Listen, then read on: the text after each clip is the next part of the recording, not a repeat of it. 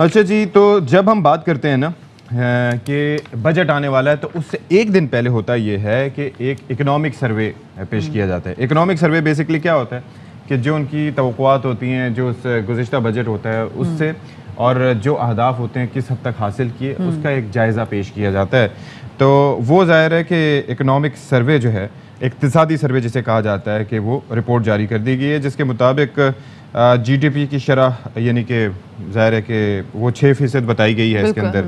फिर उसके साथ ज़राई शोबे की पैदावार के हवाले से भी कुछ आदाद शुमार वगैरह जारी किए गए हैं कि 4.4% रही। बज़ाहिर द नंबर्स आर गुड, बिल्कुल, लेकिन ये एक आम आदमी पे रिफ्लेक्ट नहीं कर रहे होते। एग्जैक्टली क्योंकि हम जब भी बात कर रहे होते थे तो हम भी बात करते थे कि there has to be a trickle down effect, जो कि लोगों तक भी है और लोग भी उसके जो सम्राट हैं। जब मुआशी तौर पे मुल्क तरक्की कर रहा हो तो लोग भी वो तरक्की फील कर सकें, लोगों को भी पता हो कि हाँ, ना सिर्फ मुल्क तरक्की कर रहा है, वो भी अपनी अपनी इंडिविजुअल कैपेसिटी में तरक्की कर रहे हैं। अच्छा, मुल्की मईशत का हजम $383 अरब तक पहुँच गया। फ़ीकस आमदन $1,676 से बढ़कर $1,798 हो गई।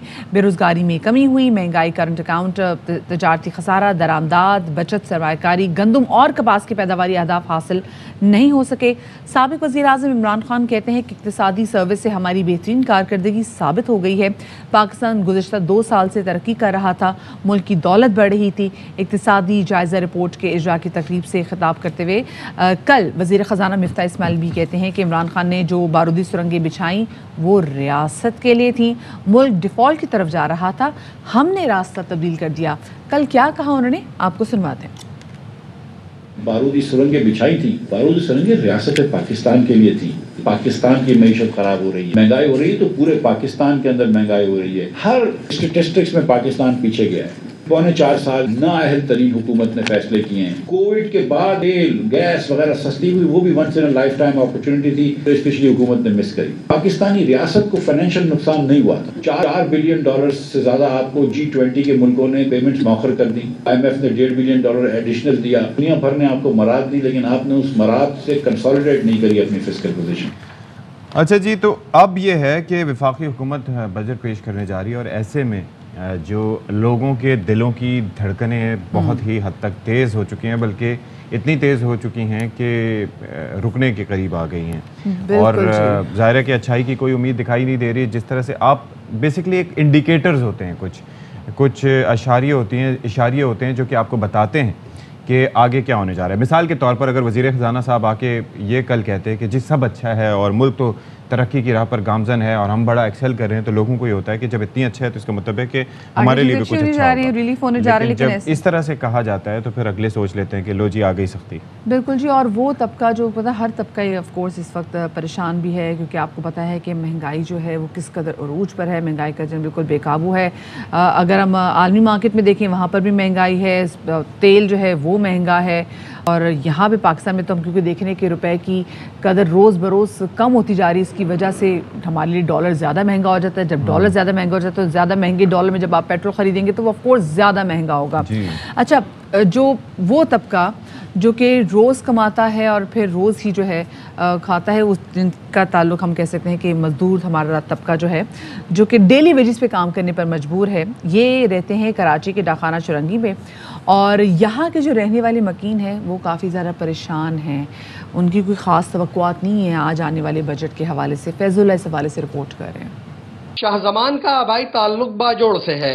कई बरस पहले वो मजदूरी करने गरीब परवर और रोशनियों के शहर कराची आए और फिर यहीं के होकर रह गए। मगर माजी में गुर्बत के बावजूद महंगाई ऐसी न थी कि रोटी खाने के लाले पड़ते, मगर अब बहुत कुछ बदल चुका है। इंसान मजदूरी नहीं करते तो परेशानी है, महंगाई का दौर है। अब इंसान कमाएगा तो खाएगा, नहीं कमाएगा तो कहाँ से खाएगा। ये कहानी सिर्फ शाहजमान की ही नहीं, बल्कि डाखाना चौरंगी पे काम के इंतजार में बैठे हर मजदूर की यही दास्तान है। सुबह सवेरे रंग करने वाले ब्रश, बेलचे और कुदाल वगैरह लेकर मजदूर यहाँ डेरे जमाते हैं। खुशनसीब को काम मिल जाता है और दूसरे अगले दिन का इंतजार करने लगते हैं। बंदों के पास काम नहीं है, वो अपनी बीवी बच्चों को कैसे खिलाएगा। किसी के सामने इस तरह के हाथ फैलाने से अच्छा मरना गवारा है। मजदूर कहते हैं कि हुकूमतें बदलती रहीं, मगर उनके हालात न बदले। अच्छे दिनों की उम्मीद में वो बहुत कुछ हार चुके। اب اگر انتظار ہے تو صرف باقی ماندہ عمر کے پورے ہونے کا کہ کب سانس اور بدن کا رشتہ منقطع ہو۔ مکان مالک لڑتے رہتے ہیں ٹائم پہ کرایہ دو، ادھر مزدوری نہیں ہے، وہ کہاں سے کرایہ دے؟ بچوں کو بھوکا دیکھ کے وہ پریشان ہی رہتا ہے، اپنے آپ کو کوستا رہتا ہے کہ موت آئے، موت بھی نہیں آتی۔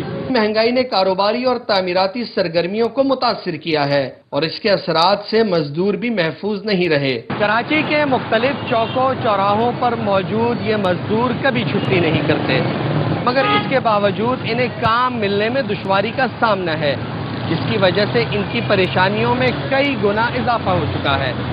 کیمرامین مستنصر حسین دانش کے ساتھ فیض اللہ خان، ARY نیوز، کراچی۔ اچھا، مہنگائی تو اپنی جگہ ہے، لیکن ظاہر ہے کہ گھر بنانا ایک ہر انسان کا، عام آدمی کا ایک خواب ہوتا ہے، اور ایسے میں جب آپ کھانے کے لالے پڑے ہوں تو پھر آپ گھر بنانے کا کس طرح سے سوچ سکتے ہیں؟ سیمنٹ سریے کی قیمت کچھ اور ہوتی ہے ایک دن، تو دوسرے دن کئی گنا اضافہ ہو جاتا ہے۔ مسا گھر کے جو رینٹ ہے وہ ادا ہو رہے ہوتے ہیں، آپ کو سوچیں جو گھر کے رینٹ اتنی مشکل سے ادا کر رہے ہوں گے، وہ کس طریقے سے گھر بنانے کا سوچ بھی سکتے ہیں۔ اور اسپیسیفکلی کبھی ہمارے کوئی ایسے دوست جن کا اپنا گھر بن رہا ہو، چاہے وہ کسی اچھی کلاس سے ان کا تعلق ہو، تو سچی وہ بھی شکایت کرتے ہوئے دکھائی دے رہے ہوتے ہیں کہ بھائی آج جو سریا ہے، آج جو سیمنٹ، آج جو بجری ہم نے جس پرائس میں لی ہے، کل یہ تینوں چیزیں میں مختلف پرائس میں مل رہی ہوتی ہیں، تو ہم کیا کریں؟ پہلے یہ ہوتا تھا کہ دو طرح کے ٹھیکے ہوا کرتے تھے۔ ایک تو یہ ہوتا تھا کہ جو ہوتا تھا ٹھیکیدار، وہ آپ سے کہتا تھا کہ چیز مٹیریل بھی سارا میرا یہ ہے اور یہ ایک اماؤنٹ ہے، فکس اماؤنٹ۔ دوسرا طریقہ کار یہ ہوتا تھا کہ کہا جاتا تھا کہ جی سامان آپ کا اور مزدوری میری۔ اب چکر یہ ہے کہ وہ پہلے والا آپشن بالکل غائب ہو گیا کہ آئے روز جو ہے وہ چیزیں، دیکھیں سیمنٹ، بجری، ہر ایک کی جو قیمت ہے وہ آئے روز جو ہے وہ تبدیل ہوتی جاتی ہے۔ تو سابق چیئرمین اور ماہر تعمیرات محسن شیخانی صاحب ہمارے ساتھ موجود ہیں، ان سے جانیں گے بھائی کہ کیا مسئلہ ہے کہ آج کے دور میں ہر انسان اب گھبراتا ہے اور سب کو یہ پریشانی ہے کہ بھائی ہم تو گھر افورڈ ہی نہیں کر سکتے۔ بہت شکریہ محسن صاحب آپ کا باخبر سویرا کو وقت دینے کے لیے۔ محسن صاحب، سب سے پہلے تو یہ بتائے گا کہ ہم اپنے ملک میں ایک نہایت ہی غیر یقینی قسم کی صورتحال، معاشی صورتحال کو دیکھ رہے ہیں۔ اس صورتحال میں سب سے پہلے تو مجھے بتائیں، جہاں پہ ہم دیکھ رہے ہیں کہ ہر چیز کی قیمت بڑھتی چلی جا رہی ہے، گھر بنانا ایک عام انسان کے لیے، ایک نوکری پیشہ انسان کے لیے کتنا مشکل ہوتا چلا جا رہا ہے اب؟ بہت شکریہ آپ کا۔ اور یہ ٹاپک تو ایسا ہے کہ جو بیسک ریکوائرمنٹ ہے، میں سمجھتا ہوں پوری دنیا کی، لیکن آج کے دور میں پاکستان میں ایک نارمل آدمی کو گھر بنانا تقریباً ناممکن ہو گیا ہے۔ مطلب اس کنڈیشنز میں ہے کہ لاسٹ ایک سال میں ہر چیز کی پرائس ڈبل ہو گئی ہے، اور میں سمجھتا ہوں کہ ڈیلی بیسس پہ چیزیں، جب آپ کی اسٹیبلٹی نہ ہو، اکانومی اسٹیبلٹی نہ ہو، ڈالر آپ کا اپ اینڈ ڈاؤن ہو، تو آپ کے سارے را مٹیریلز ڈفرینس ہو جاتے ہیں۔ اسٹیل روزانہ پتہ ہی نہیں چل رہا 2017 2,17,000 روپے ٹن تک ہو گیا ہے، جو 1,05,000 روپے ٹن تھا۔ سیمنٹ ڈبل پرائز ہو گئی ہے، تو ہر چیز ایسی ہو گئی کہ لوگوں کو پتہ ہی نہیں ہوتا کہ ان بٹوین کیا کہاں رکے گی چیزیں۔ دیکھیں، جب تک کوئی سینٹیمنٹ نہ ہو پازیٹیو اور چیزیں کہیں آپ کو نظر نہیں آ رہی ہو کہ کس ڈائریکشن کیا ہوگا، جب تک پتہ ہی نہیں چلتا چیزیں کیا ہے، تو بہت مشکل ہے، تقریباً ناممکن ہے۔ ایک فائنینسنگ کا تھا جو لاسٹ گورنمنٹ نے فائنینسنگ والا کیا تھا، مجھے لگتا ہے یہ بجٹ میں وہ بھی یہ ختم کر دیں گے تو بہت بڑا برا اثر پڑے گا کہ آدمی کی سوچ ہوتی ہے کہ فائنینس کے تھرو۔ یہ ذرا سمجھائیے گا کہ یہ بیسکلی ہوا کیا ہے؟ جو موجودہ حکومت آئی ہے اس کے اقدامات کچھ ایسے ہوئے ہیں جن کی وجہ سے یہ کنسٹرکشن انڈسٹری پیچھے جا رہی ہے، لوگ زیادہ پریشان ہیں، یا پھر جو اسپیکولیشنز ہیں، جو غیر یقینی صورتحال ہے، اس کی وجہ سے اپنی مدد آپ کے تحت لوگ پرائسز اپ کرتے جا رہے ہیں کموڈیٹیز کی؟ دیکھیں، ایسا نہیں ہے۔ جب اسٹیل ہمارا امپورٹ ہو رہا ہوتا ہے، جو وغیرہ اس کا را مٹیریل امپورٹ ہوتا ہے، تو جب وہ را مٹیریل انٹرنیشنل مارکیٹ میں لاسٹ 8-9 مہینے سے اس کی پرائز بہت ہائی ہو گئی تھی، اور جتنا بھی کووڈ کے بعد جتنی سپلائی آئی، دنیا کی ڈیمانڈ شروع ہوئی، تو ڈیمانڈ اینڈ سپلائی میں ڈیمانڈ بہت زیادہ آ گئی، اس لیے کہ بہت عرصے سے چیزیں بند تھی، تو یہ ایک وجہ ہے۔ اور پرائز انٹرنیشنل مارکیٹ میں کموڈیٹیز کی بھی بڑھ گئی۔ اتفاق سے ساتھ ساتھ ہمارے یہاں یہ ہوا کہ ایک انسرٹنٹی لاسٹ 2 مہینے سے زیادہ ہو گئی کہ ڈالر آپ کا کہیں 180 سے جا کے 205, 203 پہ چلا گیا اور باقی چیزیں مطلب امپورٹ ہونی مشکل ہوگی. تو میں سمجھتا ہوں کہ یہ بھی ایک وجہ ہے, لیکن گورنمنٹ کو ان چیزوں پہ بیٹھنا چاہیے. دیکھیں کوئی بھی پرائز کانسٹنٹ ہونی چاہیے. ہم لوگ جب پروجیکٹ کرتے ہیں تو آج کی پرائز میں پروجیکٹ ہم بیچ رہے ہوتے ہیں, 1 سال پہلے بھی بیچا ہوگا, 2 سال, تو پروجیکٹ بننے میں 4 سال لگتے ہیں. اگر کاسٹ آف مٹیریل اتنی ہائی ہو جائے گی تو مشکل ہو جائے گا آنے والے وقتوں میں وہ پروجیکٹ جو مڈل کلاس یا لو کلاس پروجیکٹ ہے وہ بننا مشکل ہو جائیں گے. اور ایک عام آدمی بھی اپنا گھر بنانے کا سوچ سکتا ہے تو وہ بھی نہیں سوچ پاتا, اور ایک کانٹریکٹر کو بھی نہیں پتا ہوتا. جو متعلقہ اپارٹمنٹس ہوتے ہیں یا گھر ہوتے ہیں ان کی کاسٹ میں بلڈرز ایٹ ٹائمز ہم دیکھتے ہیں کہ اضافہ کرتے رہتے ہیں. مختلف اس کے اندر مد بتا دی جاتی ہیں کہ یہ فلانے چارجز ہیں, یہ فلانے چارجز ہیں, یہ کوئی, تو مہنگائی کا بھی کوئی کی وجہ سے یہ جو ہے کوئی ڈفرینس جو آتا ہے اس میں, تو وہ بھی آپ ڈالتے ہیں اس میں لوگوں کے کھاتے میں؟ دیکھیں مہنگائی کا کوئی چیز ایسی ہوتی ہے تو ہمیں اتھارٹی کے پاس جانا پڑتا ہے, اتھارٹی کو ہمیں بولنا پڑتا ہے, اور وہاں ایک قانون بنا ہوتا ہے کہ اگر 30% سے زیادہ کوئی پرائز آپ ہو جائے گی تو وہ ہمیں اس پروجیکٹ پہ ڈیپینڈ کرتا ہے کہ کتنی کنسٹرکشن ہو چکی ہے, کتنا ایریا باقی ہے, اور کتنی پرائز آپ اس کی بڑھا سکتے ہیں. تو اتھارٹی اپروول دیتی ہے, اس کے بعد ہم بڑھا سکتے ہیں, اس کے بغیر بڑھا نہیں سکتے ہم اپنے طریقے سے. چلیں صحیح, ٹھیک ہے جی, بہت شکریہ جی. محسن شیخانی صاحب ساتھ میں, لیکن محسن شیخانی صاحب آخر میں کوئی آپ حکومت وقت کو اس حوالے سے کوئی تجاویز دینا چاہیں گے؟ کیونکہ ہم نے دیکھا کہ جو پچھلی حکومت تھی, سابقہ حکومت تھی, پاکستان تحریک انصاف کی حکومت تھی, اس نے ایمنسٹی اسکیم دی تھی کنسٹرکشن انڈسٹری کو, بہت سہارا دیا تھا, بہت سہارا دیا تھا, اور اس کے بعد میں دیکھا کہ کنسٹرکشن میں اضافہ بھی ہوا ہے, کیونکہ کنسٹرکشن انڈسٹری جو ایک طرح سے سفر کر رہی تھی وہ تھوڑی مستحکم ہوئی اس سے. سو اب جو کرنٹ جو حکومت ہے, آپ اس کو کیا تجاویز دینا چاہیں گے تاکہ کنسٹرکشن کی جو یہ انڈسٹری ہے یہ پھر سے پھلے پھولے؟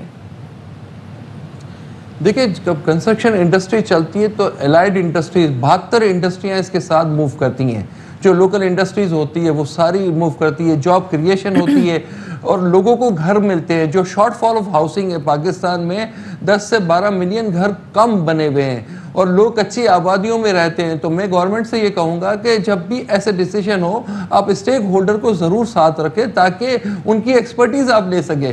اس گورنمنٹ کے پاس تو ٹائم ہی نہیں تھا, 1.5-2 مہینے میں بجٹ بنانا ہے, اور بجٹ بھی میں سمجھ رہا ہوں کہ اتنے ان کے اوپر IMF کے اور ایشوز ہیں تو وہ نہ اسٹیک ہولڈر کے ساتھ بیٹھے ہیں, نہ کوئی انہوں نے بات کی ہے, نہ کوئی لانگ ٹرم پالیسی کی ہے.